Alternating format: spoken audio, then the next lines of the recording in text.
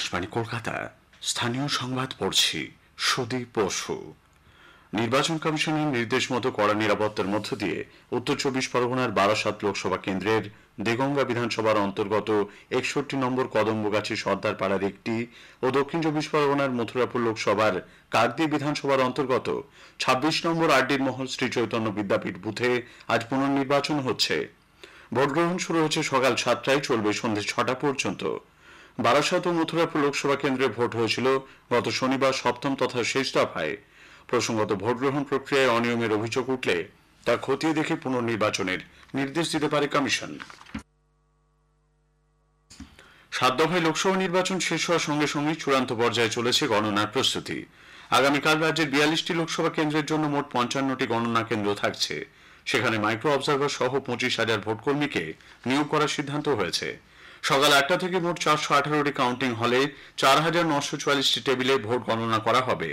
ভোটের কাজে যুক্ত থাকা কর্মীদের পোস্টাল ব্যালট গণনার জন্য ৮৬টি হল থাকছে। উত্তরবঙ্গের শীতলকুচি ও দিনহাটা বিধানসভা কেন্দ্রে সর্বাধিক ২৩ রাউন্ড এবং চোপড়া কেন্দ্রে সবচেয়ে কম ৯ রাউন্ড গণনা হবে। কলকাতা দক্ষিণ লোকসভা কেন্দ্রের জন্য সবথেকে বেশি ৭টি কাউন্টিং সেন্টার রয়েছে। মুখ্য নির্বাচনী আধিকারিক ডক্টর আরিজ আফতাব জানিয়েছেন, ৯২ কোম্পানি কেন্দ্রীয় বাহিনী মোতায়েন থাকছে গণনা কেন্দ্রের নিরাপত্তায়। গণনার গতি প্রকৃতি এবং ফলাফল মিলবে নির্বাচন কমিশনের ওয়েবসাইট results.eci.gov.in এ। এছাড়াও ভোটার হেল্পলাইন অ্যাপের মাধ্যমেও মানুষ ফলাফল জানতে পারবেন।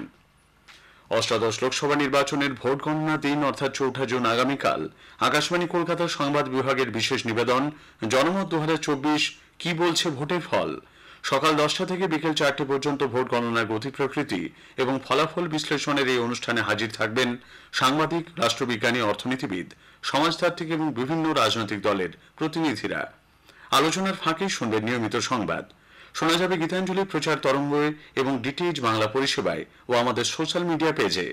ফল ঘোষণার পর সেদিনই রাত ৮টা ৫ থেকে ৯টা পর্যন্ত শুনবেন বিশেষ আলোচনা জনতার রায়। ভোটের ফল নিয়ে সর্বশেষ খবর জানতে আগামীকাল অবশ্যই শুনুন জনমত ২০২৪ কি বলছে ভোটের ফল এবং জনতার রায়। সপ্তম দফার ভোট শেষ হতে গণনা নিয়ে প্রস্তুতি শুরু করে দিয়েছে রাজনৈতিক দলগুলিও। গতকাল বিকেলে ভিডিও কনফারেন্সিং এর মাধ্যমে দলের প্রার্থী, জেলা সভাপতি ও দায়িত্বপ্রাপ্ত নেতাদের সঙ্গে বৈঠক করেছেন তৃণমূল কংগ্রেসের সাধারণ সম্পাদক অভিষেক বন্দ্যোপাধ্যায়। অন্যদিকে সিপিআইএম ও কংগ্রেসও প্রার্থী এবং কাউন্টিং এজেন্টদের জন্য নির্দেশিকা জারি করেছে। প্রদেশ কংগ্রেস সভাপতি অধীর রঞ্জন চৌধুরী গতকাল সাংবাদিক সম্মেলনে বলেন, গণনা শেষ না হওয়া পর্যন্ত গণনা কেন্দ্র না ছাড়ার নির্দেশ দলের কর্মীদের দেওয়া হয়েছে। কলকাতা ও লাগোয়া জেলার জনা ১৫ প্রার্থীকে নিয়ে সিপিআইএম রাজ্য সম্পাদক মোহাম্মদ সেলিম আজ নির্বাচন কমিশনে যাবেন বলে সূত্রের খবর। এদিকে রাজ্যের পুলিশ তৃণমূল কংগ্রেসের নির্দেশে ভোট গণনা প্রক্রিয়া ব্যাহত করতে পারে বলে বিরোধী দলনেতা শুভেন্দু অধিকারী অভিযোগ করেছেন। গতকাল সকালে নিজের এক্স হ্যান্ডেলে পোস্ট করে এই অভিযোগ করেন তিনি। রাজ্য পুলিশ যাতে কোনোভাবেই প্রথম নিরাপত্তা বলয় পেরিয়ে যেতে না পারে তা নিশ্চিত করার কথাও বলেছেন তিনি।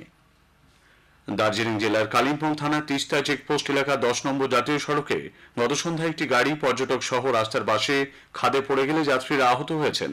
তাদের শিলিগুড়ির একটি হাসপাতালে ভর্তি করা হয়েছে। হায়দ্রাবাদ থেকে এরা সকলেই শিলিগুড়ি যাচ্ছিলেন বলে জানা গেছে। কলকাতার চিতপুর থানা এলাকায় এক মহিলা শ্লীলতাহানির অভিযোগ উঠেছে সিআরপিএফ এর এক জওয়ানের বিরুদ্ধে।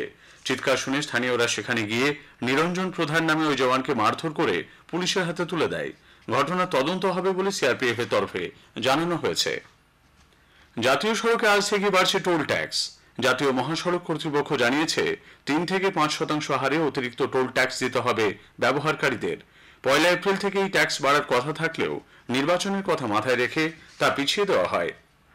Gujarat cooperative milk marketing federation limited তাদের আমুল ব্র্যান্ডের দুধের দাম লিটার পিছু ২ টাকা বাড়িয়েছে। আজ থেকে সারা দেশেই নতুন দাম কার্যকর হয়েছে। আমুলের ৫০০ মিলির মহিষের দুধ, আমুল গোল্ড এবং আমুল শক্তির দাম হবে যথাক্রমে ৩৬ টাকা, ৩৩ টাকা এবং ৩০ টাকা। দক্ষিণ পশ্চিম মৌসুমী বায়ু আরও অগ্রসর হয়ে উত্তরবঙ্গের জেলাগুলিতে পৌঁছেছে।